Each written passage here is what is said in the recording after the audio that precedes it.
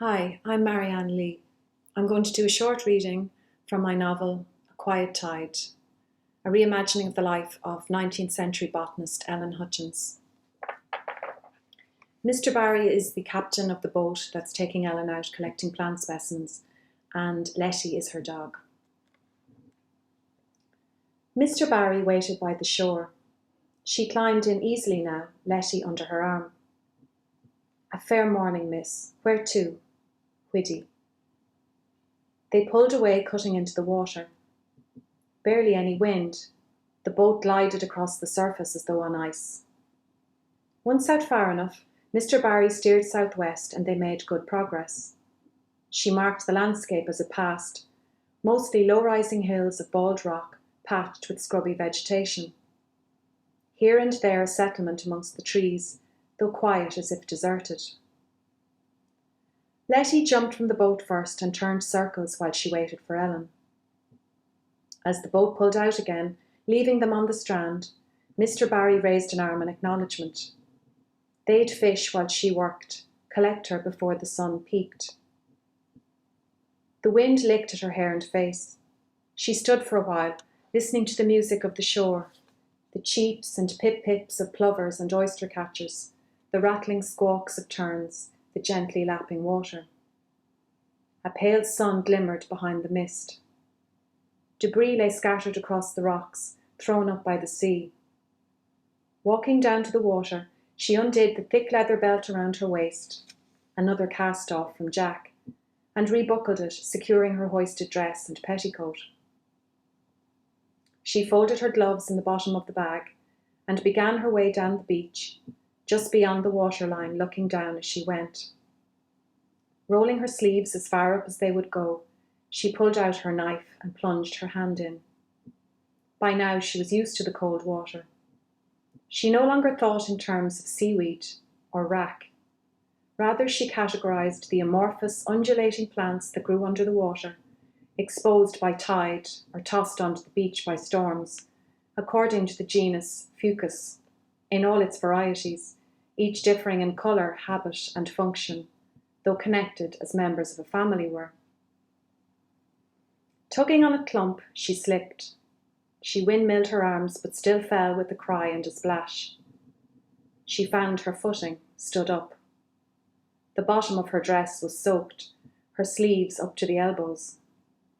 She held up her skirts, stumbled onto the shingle and padded further up the rocks, dripping as she went. Here, strewn across her path, lay a specimen she'd not seen before. She squatted, forgetting the damp around her legs, and seized it, turning it over, focusing her eyes across its parts, midrib, fronds, curiously waved edges. The fructifications resembled those of Fucus hippoglossum. Stupendous look, the pods burst before her gaze, displacing the seeds either side of the rib. Yes, it greatly resembled hippoglossum, though larger, and a particular red colour, like aged claret. She released her skirts to flap in the wind with a sound like beating wings. She laid out the specimens in a circle, placing her last discovery at the centre, and found a flat rock to sit where she rested, making notes and sketching. Fumbling for a pencil, her fingers closed instead on the wrapped oat cake. Letty roused herself from where she'd been napping and came over to stare. "Are you hungry?" Ellen said. "Of course you are, as always." The dog's ears pricked to her voice. Her head tilted to one side as she considered her chances. Ellen threw her half. "Don't tell Kate." Letty swallowed the cake in 2 long gulps and licked around her mouth and jaws for crumbs. Ellen got to her feet and scrambled around the shingle, wrapping the partly dried fuki in newspaper. "Miss Hutchins, is it?" She whipped upright. A Bantry man she knew, Michael Murphy, with a woman and 3 children behind him on the rocks, his family. The woman had a basket strapped to her back. "Good morning, Mr. Murphy." "The weather's holding," he said cautiously. He had a bluff, good-natured face. "That it is. Will it brighten later, do you think? Quiet, Letty. The dog had stiffened, growling. At Ellen's voice, she stopped. Mr. Murphy looked into the sky. There's a breeze might lift it. He nodded in the general direction of Ballylickey. Mrs. Hutchins as well? Mr. Hutchins? Very well. Are these your children? Yes, miss. You're lucky to have so much help. I am. Mrs. Murphy stayed at a distance. Her hair, loose and uncovered, the colour of pale rust, blew around her head. She might not speak English as well as her husband, if at all. The children clustered near their father, watching Ellen with naked curiosity. Their feet were bare. Are you collecting rack, miss? Yes, she said. They say you're interested in it. I am. He scrunched up his eyes as though this were a great mystery. And what would you be collecting rack for, if I might be so bold? She remembered her bare hands and rummaged in the bag for her gloves, feeling her way under the paper. There are educated men, in Ireland and England, who have need of specimens. Do they pay? No, no, she smiled. I send one sample of each, dried, with the seeds if I can find them attached. Drying fuki had proven another challenge, though less tedious than using the box of sand. Once home, she floated each plant in a large shallow dish of water to extract the salt, separating and expanding the delicate branches. She could then slide a stiff piece of writing paper into the water underneath and remove it slowly so that the plant remained in its expanded state. After trial and error, she'd worked out the pressure necessary to apply the blotting paper and weights, then how to preserve the sample on paper, suspended in all its beauty and colour as though still under water. Before she could explain some of this to Mr. Murphy, he said, For what purpose? Well, for examination and study, to understand how a plant connects to the rest of the natural world.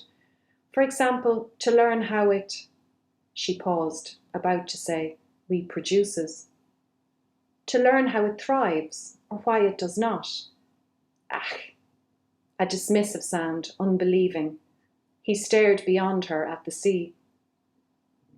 They just grow, miss, as and how they will, as they've always done. Certainly, but they still teach us something about how plants generally prosper or fail. They're wild, miss, God-given.